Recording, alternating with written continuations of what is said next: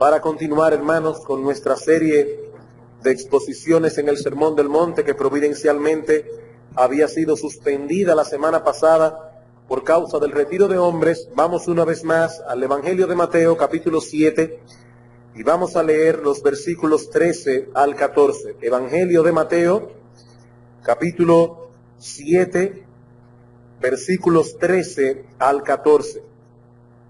Como pueden ver, hermanos, ya nos encontramos en la recta final de estas exposiciones que venimos ya desde hace unos años dando en el Sermón del Monte los domingos en la mañana.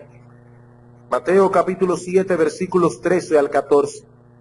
Entrad por la puerta estrecha, porque ancha es la puerta y espacioso el camino que lleva a la perdición, y muchos son los que entran por ella.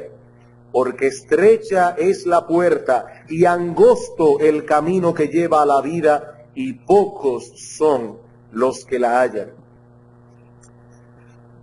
Muchos opinan que estas palabras y las que le siguen conforman la aplicación del Sermón del Monte, que el cuerpo del sermón, por decirlo así, concluye en el versículo 12, y que el Señor procede ahora a aplicar sus enseñanzas y a persuadir a su auditorio a la obediencia. El doctor Martin Lloyd-Jones dice al respecto: podemos decir sin temor a equivocarnos que nuestro Señor ha concluido realmente el sermón como tal, y que de ahora en adelante lo que hace es redondearlo, aplicarlo, hacer ver a sus oyentes la importancia y necesidad de practicarlo y cumplirlo en la vida diaria. Y sea que estemos o no de acuerdo con esta división, con esta nomenclatura que usan aquí algunos comentaristas, lo cierto es que a partir del versículo 13 y hasta el final del capítulo 7 se inicia la última sección del Sermón del Monte, y que en ella Cristo apela más directamente a su auditorio para obtener una respuesta de sus oyentes. Todo sermón, si es un buen sermón, debe arribar a este punto, al punto de la aplicación práctica, donde se dice a los oyentes qué deben hacer ahora con la enseñanza que han recibido.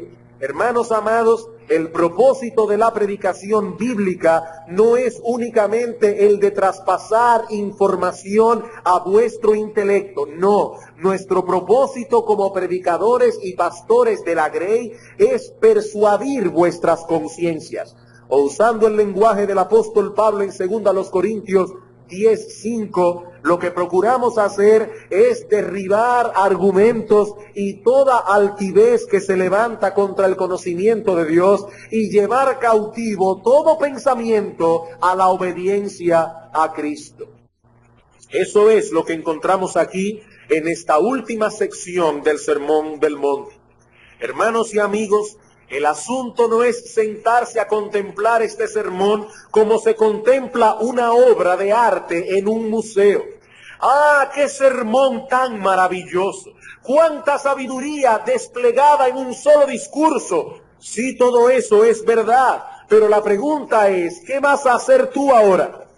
Limitarnos a alabar el Sermón del Monte es lo mismo que escucharlo en vano.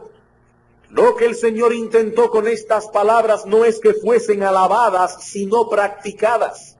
Y ahí su invitación en el versículo 13, entren por la puerta estrecha. No se queden fuera diciendo que ese es el ideal que todo hombre debe perseguir en la vida. No, entren, porque aunque la puerta es estrecha y el camino es angosto, es el único que lleva a la vida. Pero el Señor no se limita aquí en esta última sección a persuadirnos a buscar el reino de Dios, sino que también nos advierte que en el curso de esa búsqueda corremos dos peligros. Por un lado, el peligro de ser engañados por los falsos profetas, versículos 15 al 20, y por el otro lado, el peligro de ser engañados por nuestro propio corazón. Cristo dice aquí: guardaos de los falsos profetas, que vienen a vosotros con vestidos de oveja, pero por dentro son lobos rapaces. Y en el versículo 21, no todo el que me dice, Señor, Señor, entrará en el reino de los cielos, sino el que hace la voluntad de mi Padre que está en los cielos. ¿Y por qué Cristo dice esto? Porque muchos me dirán en aquel día: Señor, Señor, ¿no profetizamos en tu nombre? Y en tu nombre echamos fuera demonios, y en tu nombre hicimos muchos milagros. Y entonces les declararé: nunca os conocí, apartaos de mí, hacedores de maldad. Cuidado con los falsos profetas, cuidado con el engaño de vuestro propio corazón. Y finalmente en los versículos 24 al 29, el Señor nos ilustra en una forma muy gráfica las distintas reacciones y los diversos resultados que cosechan aquellos que se exponen a la enseñanza de este sermón.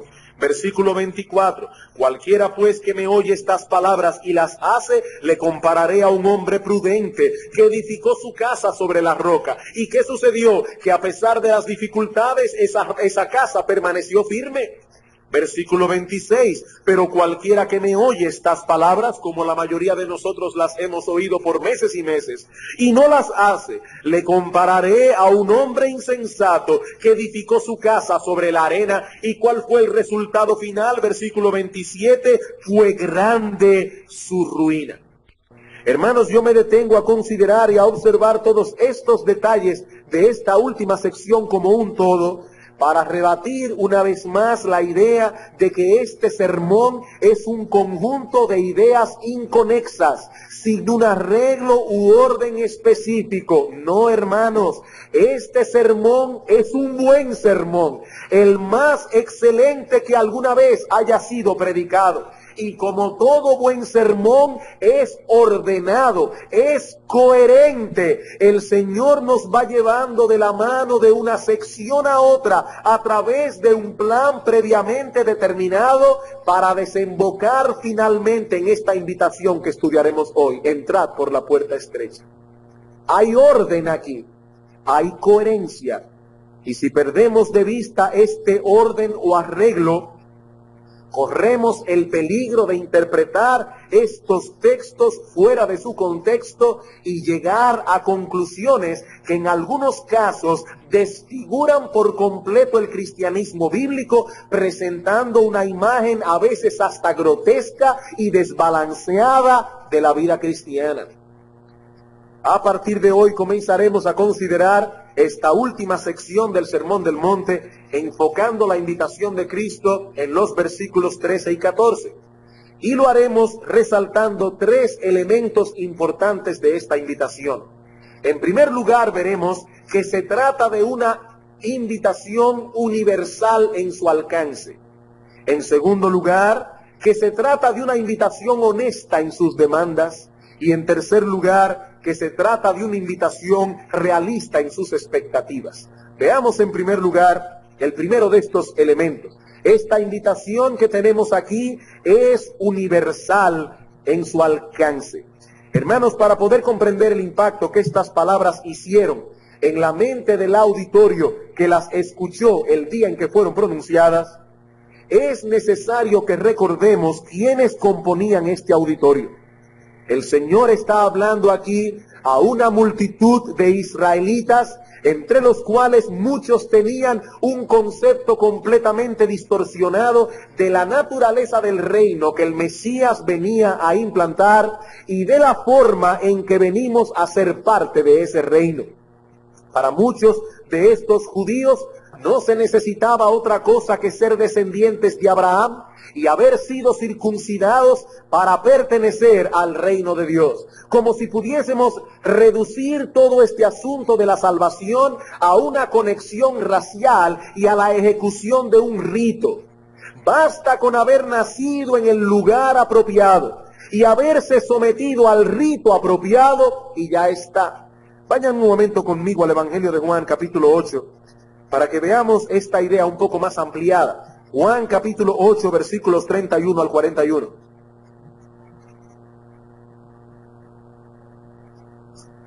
Dijo entonces Jesús a los judíos que habían creído en él: si vosotros permaneciereis en mi palabra, seréis verdaderamente mis discípulos y conoceréis la verdad, y la verdad os hará libres. Y ahora noten la respuesta de los judíos.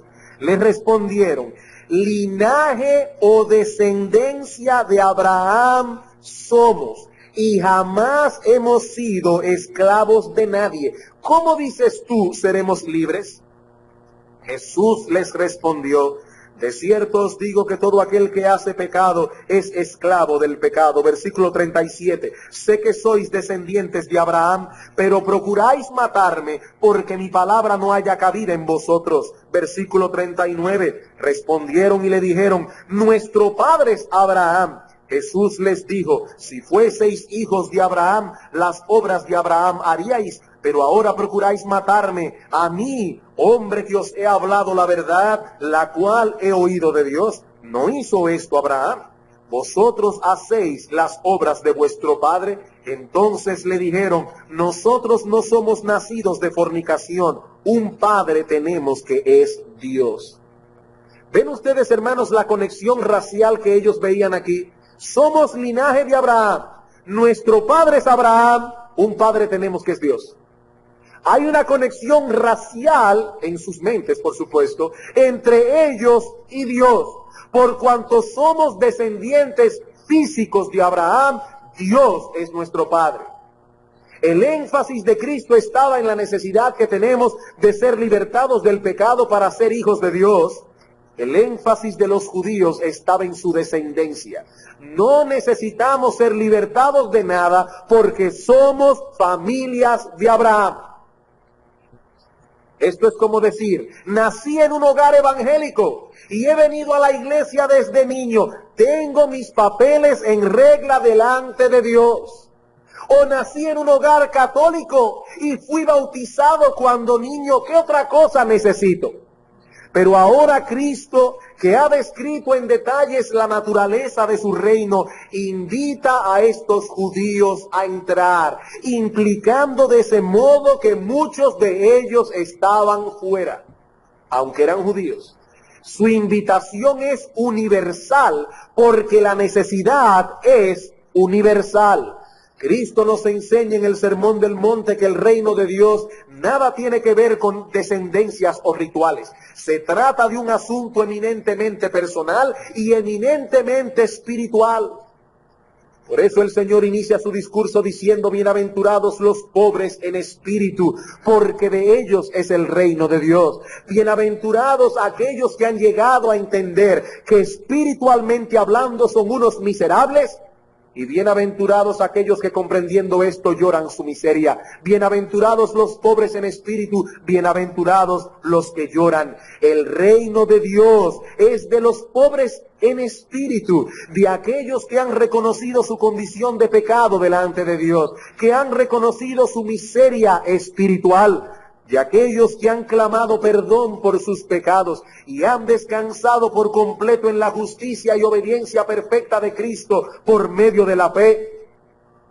Los ciudadanos de ese reino no se reconocen simplemente porque se apegan a ciertos ritos externos, sino porque son limpios de corazón.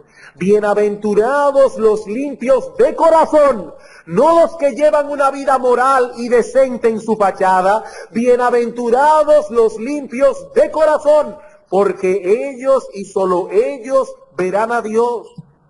Esa es la enseñanza básica de Cristo en este sermón. Y debemos suponer que para muchos de los que escucharon este sermón aquel día, esta visión del reino de Dios era inadmisible, ofensiva. Negaba a estos judíos lo que ellos creían era suyo por herencia. El que fueran descendientes de Abraham y circuncidados, o el que trataran de conformarse externamente a lo requerido por la ley, no significaba nada. Cristo dice: tienen que entrar, entrad por la puerta estrecha. Esa fue la lección que aprendió Nicodemo en su conversación con Cristo. Dice en Juan capítulo 3 que un hombre vino a Jesús de noche, un hombre llamado Nicodemo, un principal entre los judíos, un hombre fariseo, religioso, decente, moralista. Y dice la Escritura que este vino a Jesús de noche y le dijo: Rabí, sabemos que has venido de Dios como maestro, porque nadie puede hacer estas señales que tú haces si Dios no está con él. Y Jesús le dijo: Nicodemo, de cierto te digo, el que no naciere de nuevo no puede ver el reino de Dios. Pero ¿cómo puede un hombre nacer siendo viejo? ¿Puede acaso entrar por segunda vez en el vientre de su madre y nacer? Nicodemo, de cierto te digo, el que no naciere del agua y del Espíritu no puede entrar en el reino de Dios. Nicodemo, el asunto no es haber nacido judío, o en el seno de una familia evangélica, o haber nacido católico. El asunto es haber nacido de nuevo. Ese nuevo nacimiento es necesario para entrar en el reino de Dios. Mi amigo, yo no conozco tu trasfondo familiar o religioso. Yo no conozco tu estilo de vida, el estilo de vida que has vivido hasta ahora. Pero si estás interesado en el destino eterno de tu alma, escucha con atención lo que Cristo dice aquí: el que no naciere de nuevo no puede entrar en el reino de Dios. Si no has pasado por esa experiencia de transformación espiritual de la que Cristo habla en nuestro texto, de modo que puedas decir que por la gracia de Dios, no por tu esfuerzo personal, sino por la obra todopoderosa del Espíritu de Dios en ti, eres hoy una nueva criatura, mi amigo, tú no has entrado aún por la puerta estrecha y por consiguiente no vas transitando por el camino que lleva a la vida. En la obra del progreso del peregrino, leemos en un pasaje cómo Cristiano se encuentra en su peregrinar con dos hombres que decían dirigirse a la ciudad celestial, pero que no habían entrado por la puerta estrecha. Se trataban de formalista e hipocresía. Y entre ellos se trabó la siguiente conversación. Cristiano le dice: señores, ¿de dónde venís y a dónde vais? Ellos responden: somos naturales de la tierra de vanagloria y nos dirigimos en busca de alabanzas al monte de Sión. Cristiano: pero ¿cómo no habéis entrado por la puerta que está al principio del camino? ¿No sabéis que está escrito: el que no entra por la puerta mas sube por otra parte, el tal es ladrón y salteador?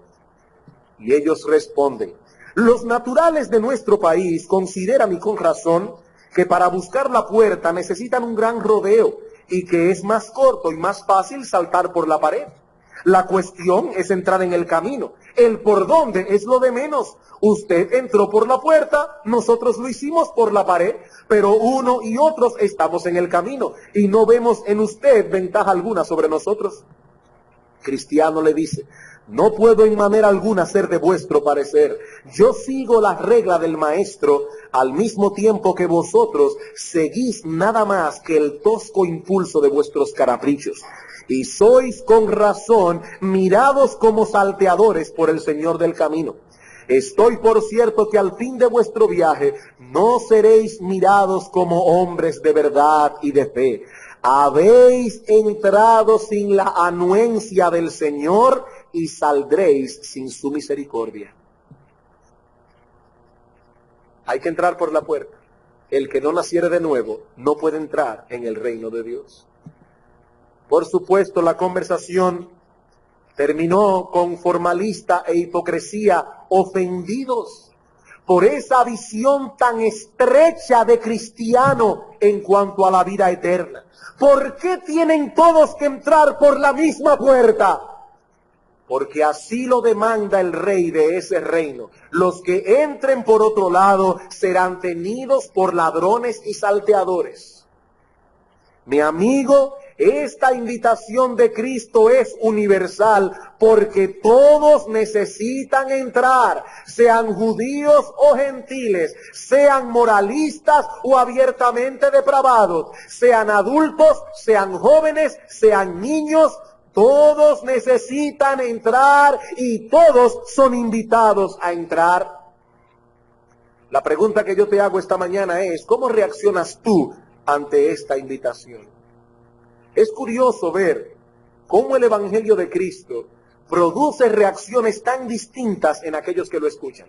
Para algunos es una ofensa que lo inviten a entrar porque ellos creen que están dentro. Y se les ofende cuando se les invita a entrar. Pero para otros es sorprendente que se les conceda tal oportunidad. El hombre que está consciente de su pecado, el hombre que está consciente de su propia indignidad, no se siente ofendido con estas palabras. Se goza en saber que la puerta está abierta para todos. Mi amigo, Cristo dice aquí que la puerta está abierta para todo el que quiera entrar. No hay restricción alguna. Si quieres puedes entrar. La invitación es universal. Entren por la puerta estrecha. Es la que parece más dificultosa, menos atractiva, menos popular, pero es la única que lleva a la vida. Mi amigo, no hay razón para que te quedes fuera. Cristo mismo nos invita a entrar. Ahora nota que hay un asunto de responsabilidad envuelto en esto. Eres tú el que debes entrar por la puerta estrecha. Nadie puede hacer eso por ti. Pero pastor, yo he oído predicar desde este mismo púlpito que se ha dicho que la salvación es de Jehová, que no depende del que quiere ni del que corre, sino de Dios que tiene misericordia. ¿Cómo es esto de que debemos tomar una decisión para entrar por esa puerta? Sí, ciertamente hay un misterio envuelto en esto. Dios ha elegido desde antes de la fundación del mundo el número de los que se van a salvar. Y a ese número no podemos añadirle ni uno ni restarle uno. Pero mi amigo, uno de los medios que usa Dios para atraer eficazmente a los pecadores a la salvación es esta invitación universal del Evangelio. Escucha, mi amigo, estas palabras de las Escrituras. A todos los sedientos, a todos, venid a las aguas. Y los que no tienen dinero, venid, comprad y comed. Venid, comprad sin dinero y sin precio vino y leche. Y en otro lugar dice el mismo Cristo, venid a mí, todos los que estáis trabajados y cargados, y yo os haré descansar. Y ya casi al final de las Escrituras, en Apocalipsis 22:17, leemos estas palabras. Y el Espíritu y la esposa dicen, ven. Y el que oye, diga, ven. Y el que tiene sed, venga. Y el que quiera, tome del agua de la vida gratuitamente. ¿Quiénes son invitados? Todos los sedientos. Los que no tienen dinero, los que están trabajados y cargados, todos los que quieren entrar. Esa es la invitación de Cristo el Rey. Ah, pero pastor, ¿y qué si yo no soy uno de los elegidos? Mi amigo, esa no debe ser tu inquietud.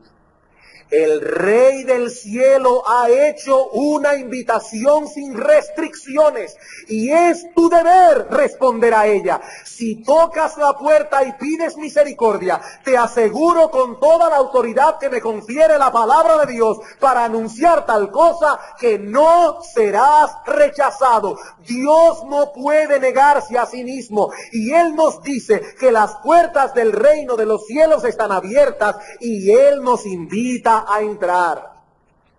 Pero mi amigo, es responsabilidad nuestra responder ese llamado. Pero eso no es todo lo que dice nuestro texto.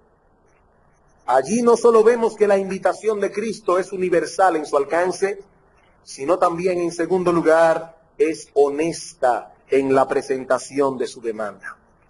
¿Qué dice el texto? Mateo capítulo 7, versículo 13 al 14. Entrad por la puerta estrecha, porque ancha es la puerta y espacioso el camino que lleva a la perdición, y muchos son los que entran por ella. Porque estrecha es la puerta y angosto el camino que lleva a la vida, y pocos son los que la hallan. La invitación es a entrar por una puerta estrecha que nos guía a un camino angosto. El Señor es honesto en su invitación. Entrar es dificultoso, mi hermano y mi amigo. Y seguir en el camino es dificultoso también. Es una puerta estrecha, es un camino estrecho. Personalmente pienso que no hay un comentario más gráfico de lo que este texto significa que otro pasaje que tenemos en el progreso del peregrino. Peregrino llega a casa de intérprete y dice aquí, enseguida llevó a Cristiano a un sitio muy delicioso donde había un bellísimo palacio en cuya azotea había algunas personas vestidas de oro y a cuya puerta vio una gran muchedumbre de hombres muy deseosos, al parecer, de entrar, pero no se atrevían. Vio también a poca distancia de la puerta un hombre sentado a una mesa con un libro y dispuesto a escribir, y tenía el encargo de ir apuntando los nombres de los que entraban. Además, vio en el portal muchos hombres armados para guardar la entrada, resueltos a hacer todo el daño posible a los que intentasen entrar. He ahí las dificultades de la puerta estrecha. Mucho sorprendió esto a Cristiano, pero su asombro aumentó al observar que mientras todos retrocedían por miedo a los hombres armados, uno que llevaba retratada en su semblante la intrepidez, se acercó al que estaba sentado a la mesa diciéndole, apunte usted mi nombre. Y luego desenvainando su espada y con la cabeza resguardada por un yelmo, acometió por medio de los que estaban puestos en armas, y a pesar de la furia infernal con que se lanzaron sobre él, empezó a repartir denodadamente tajos y golpes. Su intrepidez fue tal que, aunque herido y habiendo derribado a muchos que se esforzaban desesperadamente por detenerle, se abrió paso y penetró en el palacio, a tiempo que los que habían presenciado la lucha desde la azotea le vitoreaban diciéndole, entrad, entrad y obtendréis la gloria eterna. Después de lo cual le recibieron gozosos en su compañía y le vistieron con vestiduras resplandecientes semejantes a las suyas. Esto es entrar por la puerta estrecha. Eso es entrar por la puerta estrecha. Pero mi amigo, es una puerta estrecha y es un camino angosto. Uno de los insultos más comunes que se les hace a los cristianos es el de que tenemos una mente estrecha. Somos estrechos de mente. En medio de una sociedad y de una época cuya característica primordial es el pluralismo. Hoy se considera que todos tienen la razón, aunque piensen diferentes entre sí.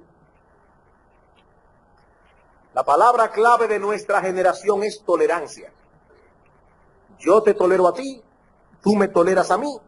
Lo importante es que cada cual sea sincero con lo que cree. No, mi amigo, Cristo no dice eso en su palabra. Hay una sola puerta y es estrecha, y un solo camino y es angosto. La puerta ancha y el camino cómodo, donde todas las ideas son posibles, donde impera el pluralismo, es el camino que lleva a la perdición. No hay lugar para el sincretismo en el camino de Cristo. La verdad y la mentira no pueden ir de la mano. Si una cosa es verdad, lo opuesto no puede serlo. Pero algunos que profesan la fe no se sienten cómodos con esa situación. No les gusta que los vean como estrechos de mente y hacen todo lo posible por hacer el camino un poco más ancho. Pero les puede pasar como aquella rana de la que nos habla Esopo en una de sus fábulas. Esta pequeña rana iba paseando por el campo y de repente se encontró con un buey. Y su admiración fue tan grande al ver el tamaño de aquel animal que se convirtió en una obsesión el ser tan ancha y tan grande como el buey. Yo soy tan pequeña e insignificante, dijo la rana. ¡Qué maravilloso sería si pudiese ser tan larga y tan ancha como el buey! Y entonces Esopo nos cuenta cómo la rana comenzó a imitar al buey en todo lo que el buey hacía. Y cómo la rana comenzó a expandirse y a expandirse y a expandirse hasta que finalmente explotó y dejó de ser. Pienso que la moraleja es clara y no necesita ser explicada. Hermanos, la puerta que lleva a la salvación es estrecha. Es como una de esas puertas giratorias por la que no podemos pasar con muchos paquetes en las manos. Y el camino que se encuentra detrás de la puerta es angosto también. Algunos predican el evangelio hoy día de tal manera que dan la impresión de que los cristianos no son en verdad muy distintos de los demás. Que el cristiano y el no cristiano no se diferencian mucho, excepto en lo que respecta a ciertos conceptos religiosos. Es tan fácil ser cristiano. Nada que dejar, no tienes que renunciar a nada, simplemente ven y serás recibido. Hermanos, esa no era la forma en que Cristo y los apóstoles predicaban el evangelio. Lucas capítulo 9.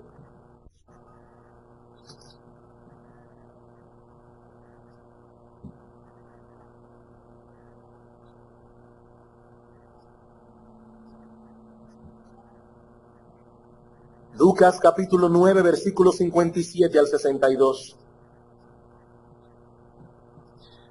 Yendo ellos, uno le dijo en el camino: Señor, te seguiré a donde quiera que vayas.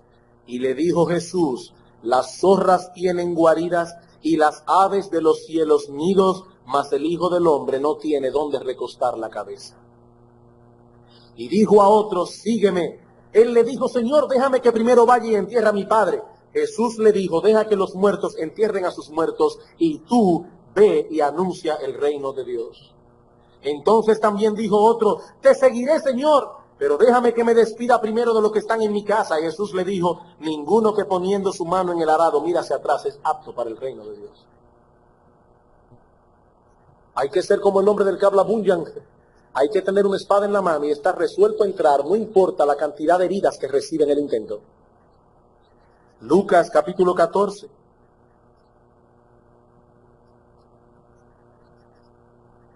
Versículo 25. Grandes multitudes iban con él, y volviéndose Jesús les dijo: ¡qué maravilloso tener tantas personas interesadas en la salvación! No, ese no fue el mensaje de Cristo. Si alguno viene a mí y no aborrece a su padre y madre y mujer e hijos y hermanos y hermanas y aún también su propia vida, no puede ser mi discípulo. Y el que no lleva su cruz y viene en pos de mí, no puede ser mi discípulo. Porque ¿quién de vosotros, queriendo edificar una torre, no se sienta primero y calcula los gastos a ver si tiene lo que necesita para acabarla? No sea que después que haya puesto el cimiento y no pueda acabarla, todos los que lo vean comiencen a hacer burla de él, diciendo: este hombre comenzó a edificar y no pudo acabar. ¿O qué rey al marchar a la guerra contra otro rey no se sienta primero y considera si puede hacer frente con 10,000 al que viene contra él con 20,000? Y si no puede, cuando el otro está todavía lejos, le envía una embajada y le pide condiciones de paz. Así pues, cualquiera de vosotros que no renuncia a todo lo que posee no puede ser mi discípulo. Ah, pastor, es que usted está confundido. Es que una cosa es ser cristiano, un simple cristiano, y otra cosa es ser un discípulo. El cristiano es aquel que simple y llanamente cree en Cristo. El discípulo es uno que ha consagrado ya su vida a Cristo. No, mi amigo, el que cree en Cristo es porque ha consagrado su vida a Cristo. El que no ha consagrado su vida a Él, en realidad no cree en Él. El Señor dijo en una ocasión: todo el que procure salvar su vida la perderá, y todo el que la pierda la salvará. Para salvar la vida hay que perderla primero. Hay que entrar por la puerta estrecha. Desde el principio mismo es estrecha. Ahora, debo aclarar que yo no estoy diciendo con esto que la salvación de un pecador depende de su consagración. Tampoco estoy diciendo con esto que el pecador debe limpiarse primero para que Dios lo acepte en su presencia. No, si el pecador pudiese limpiarse solo, entonces ¿para qué vino Cristo? Cristo vino a salvar al pecador porque el pecador no podía salvarse a sí mismo. Lo que estamos diciendo es que para ser salvo, el pecador debe venir a Cristo con la disposición de divorciarse de su vida de pecado y de entregarse por entero a Él. Eso es lo que significa venir a Cristo en arrepentimiento y fe. El hombre que ha sido iluminado por el Espíritu de Dios adquiere una nueva comprensión de lo que es el pecado y de sus consecuencias, de modo que ahora él aborrece lo que antes amaba. Este hombre se da cuenta de repente que ha vivido su vida entera para sí mismo, centrado en sí mismo, reconoce que su móvil primordial no era la gloria y el agrado de Dios. Y ahora este hombre está dispuesto a cambiar de rumbo, está dispuesto a vivir en el contexto de una nueva obediencia, de una obediencia que antes le era totalmente extraña. Sí sabemos que él no podrá hacer ninguna de esas cosas por sí mismo, y sabemos que aún ese nuevo deseo que tiene ha sido implantado por Dios en su corazón. Pero el hombre que no posee tal disposición de abandonar su vida de pecado y de vivir en el trillo de una nueva obediencia a Dios, este hombre se engaña a sí mismo si cree que va camino al cielo. Mi amigo, ¿deseas entrar en el reino? He ahí la puerta, abierta para todo el que quiera entrar, pero es una puerta estrecha. ¿Y en qué sentido es estrecha la puerta? Bueno, en primer lugar, en que no podemos entrar por ella llevando con nosotros nuestra propia justicia. Es estrecha la puerta en primer lugar porque no podemos entrar por ella llevando con nosotros nuestra propia justicia. El hombre que se cree bueno no cabe por esa puerta. Es tal la estrechez que debemos entrar por ella sin nada. De hecho, el que se tiene a sí mismo en alta estima ni siquiera querrá entrar por esa puerta. Hará como aquellos hombres de quienes nos habla Bunyan en su libro, que guiados por su propia opinión decidieron coger por un atajo.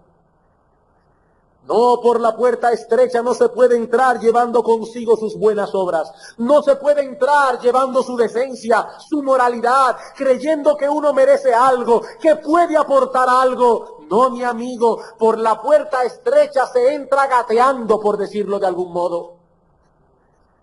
Se entra por ahí con un sentido tan grande de indignidad que no nos deja ni siquiera levantar la cabeza. Escucha una vez más las palabras con que Cristo introduce este sermón. Bienaventurados los pobres en espíritu. Bienaventurados, felices, dichosos aquellos que han podido reconocer que espiritualmente hablando son unos miserables, que no tienen nada que presentar delante de Dios.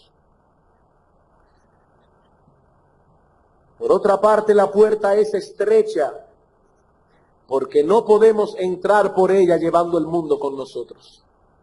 Porque no podemos entrar por ella llevando el mundo con nosotros. Cristo dice aquí que todo el mundo transita por el camino espacioso, menos el cristiano. El cristiano es un individuo distinto. Él no hace lo que todo el mundo hace. Él no va por donde va la mayoría. Él es un ser excepcional en el mejor sentido de ese término. El estilo de vida de los cristianos nunca ha sido popular y nunca podrá serlo. Ellos transitan por un camino angosto y por ese camino no transita mucha gente. Hermanos, qué patético resulta ver a una persona que profesa ser cristiana preocupándose por las mismas tonterías que se preocupan los demás, viviendo el mismo estilo de vida que ellos, usando las mismas modas, visitando los mismos lugares, hablando el mismo lenguaje, usando el mismo léxico. ¿Y todo eso para qué? Para no pasar por la vida como un ridículo evangélico. Para no ser tan distinto. Como alguien dijo una vez, todos nosotros somos esclavos de lo que se hace. ¿Y por qué tú estás haciendo eso? ¿Y por qué te vistes así? Porque eso es lo que se hace. Todos nosotros somos esclavos de lo que se hace. Entramos en un mundo lleno de tradiciones, de hábitos y de costumbres a los cuales tenemos que conformarnos. Y se puede decir de la mayoría de nosotros que no hay nada que odiemos tanto como el ser diferentes. Claro, mucha gente no está dispuesta a aceptar esto. Recalcan hasta más no poder su individualidad. Yo no me masifico. Pero lo cierto es que muchos que han sido convencidos de la veracidad del Evangelio se han vuelto atrás por el temor a ser distintos. Por el temor a ser distintos. Mi amigo, si quieres alcanzar la vida eterna, no tienes otra opción que entrar por esa puerta. Y debes saber que por esa puerta no se puede pasar cargado de paquetes. Tienes que dejar el mundo fuera. Entrar por la puerta estrecha implica necesariamente una ruptura con el mundo. En Gálatas 6:14 dice Pablo, lejos esté de mí gloriarme, sino en la cruz de nuestro Señor Jesucristo, por quien el mundo me es crucificado a mí y yo al mundo. Pero en tercer lugar, la puerta es estrecha porque tienes que dejar fuera también tus pecados, incluyendo tus pecados favoritos. Tus pecados favoritos. Vuelvo y repito que no estoy hablando aquí de esforzarnos por vivir en santidad para ser salvos. No, eso sería predicar salvación por obras.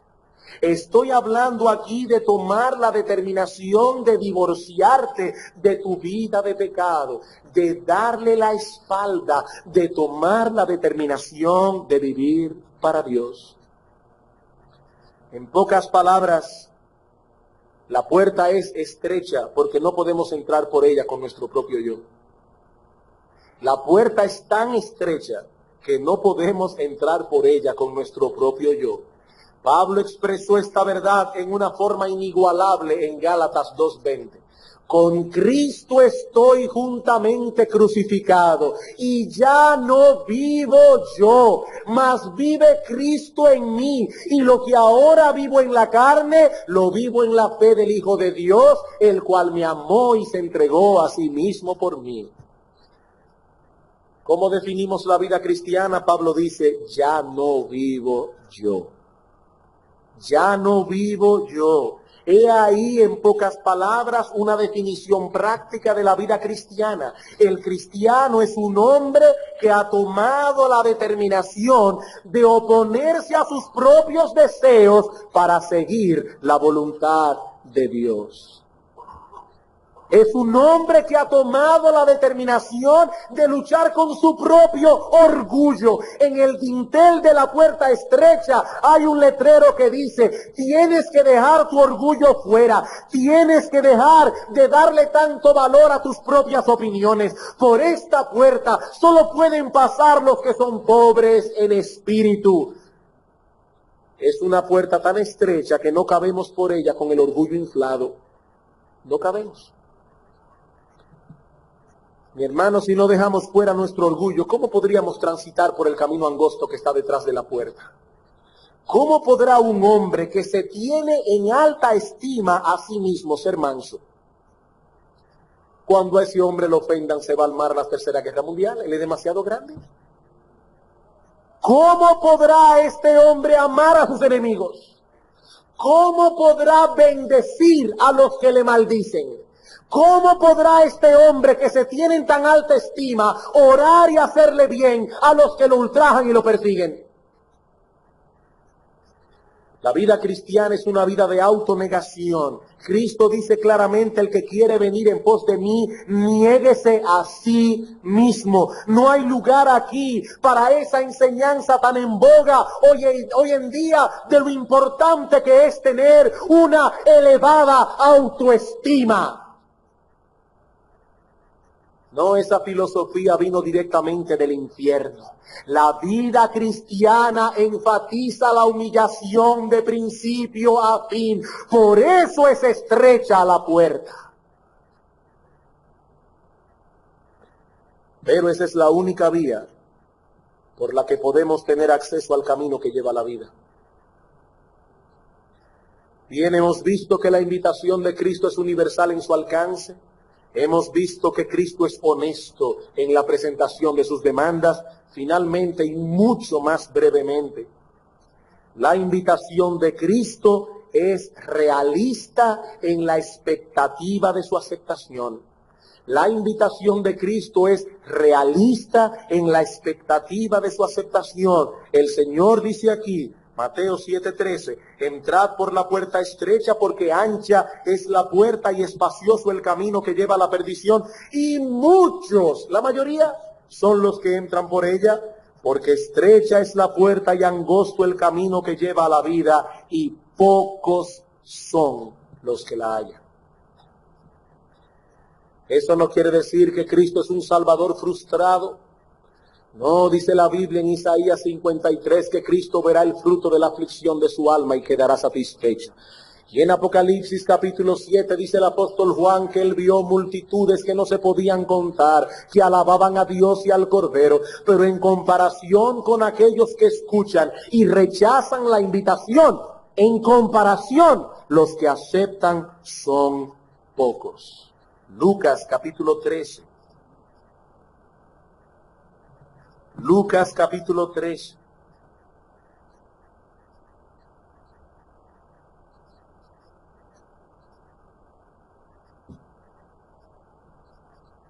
Versículo 22. Pasaba Jesús por ciudades y aldeas, enseñando y encaminándose a Jerusalén, y alguien le dijo: Señor, ¿son pocos los que se salvan?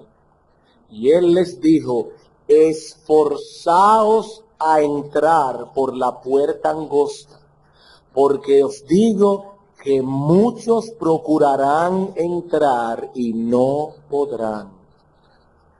Mi amigo, escuche estas palabras con atención. Esfuérzate a entrar por la puerta angosta, entendiendo que es la única puerta, así de estrecha como es, que lleva a ese camino que a su vez nos lleva a la vida. Mi amigo, si tú has llegado a la convicción de que vas camino al infierno, de que vas camino a una condenación sin fin, mi amigo, sería insensato que no hicieras todo lo que esté a tu alcance para entrar por esa puerta estrecha, por más estrecha que sea. Pero dice Cristo, son pocos los que tienen el coraje suficiente para entrar por esa puerta. Por eso en Apocalipsis 21 dice: pero los cobardes e incrédulos, los abominables y homicidas, los fornicarios y hechiceros, los idólatras y todos los mentirosos tendrán su parte en el lago que arde con fuego y azufre, que es la muerte segunda. ¿Y quiénes son los que encabezan la lista? Los cobardes. Los cobardes. ¿Por qué son pocos los que aceptan? Porque es una puerta estrecha y es un camino angosto y nadie quiere ser tenido como un bicho raro. ¿Por qué son pocos los que entran? Porque muchos quisieran obtener los beneficios de la puerta estrecha y el camino angosto, entrando por la puerta ancha y transitando por el camino cómodo. Pero eso es imposible. El mismo número de personas que entró por la puerta estrecha es el mismo número que transita por el camino angosto y es el mismo número que llegará a la presencia de Dios al final. El que esté caminando hoy por el sendero ancho es seguro que no entró por la puerta estrecha. Hermanos, nosotros tenemos razones legítimas para sospechar de la veracidad de la fe de aquellos que en su estilo de vida reflejan esa laxitud y comodidad espiritual que reflejan los que transitan por el camino ancho, aquellos que todo el tiempo se rebelan contra la estrechez de la vida cristiana, los que siempre procuran hacer el sendero más amplio, los que siempre están buscando más opciones. ¿Por qué siempre tiene que ser de ese modo? ¿Por qué tengo que criar a mis hijos siguiendo tales o cuales patrones? ¿Por qué no puedo vestirme al último grito de la moda? ¿Por qué no puedo codearme e intimar con ciertas personas? Mi amigo, la puerta que conduce al camino que lleva al cielo es estrecha y el camino mismo es angosto también, lleno de luchas, de sufrimientos, de persecuciones. Es por eso que Cristo dice en Lucas 12, 13, 24, esforzaos a entrar por la puerta angosta. Nosotros tenemos razones legítimas para sospechar de la veracidad de la fe de un individuo que dice estar caminando por el camino angosto y sin embargo vive el mismo estilo de vida o muy parecido de los que van por el camino ancho. Pero ¿saben una cosa? Paradójicamente puedo decir también que ningún camino es más bienaventurado que este. No solo por lo que nos aguarda en la eternidad, sino también por lo que tenemos aquí y ahora. Los ciudadanos del reino de Cristo son bienaventurados porque tienen a Dios por Padre. Son bienaventurados porque saben que todos sus pecados han sido perdonados y tienen una conciencia tranquila. Porque poseen una esperanza ciertísima. Porque comprenden el fin y el propósito de su existencia en este mundo. Porque Cristo calmó por completo su hambre y su sed. Mi amigo, hoy tienes delante de ti dos opciones, solo dos puertas, dos caminos, dos grupos, dos destinos. Quiera Dios que decidas entrar por la puerta estrecha y caminar por el camino angosto que lleva a la vida. Es el más estrecho, el más dificultoso, el menos popular, el más bienaventurado. Vamos a orar.